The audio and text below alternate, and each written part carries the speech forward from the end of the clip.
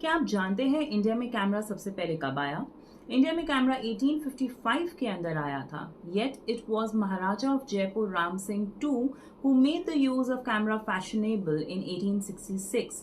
And his subjects were the zenana ladies, self-portraits of himself, the cityscape of Jaipur, and in fact the inside of the palace itself.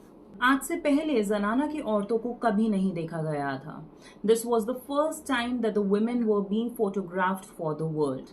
They were made to sit on the Western furniture, Victorian settings. These photos are revolutionary. This is the first time we are seeing the inside of the harem, which was a forbidden place.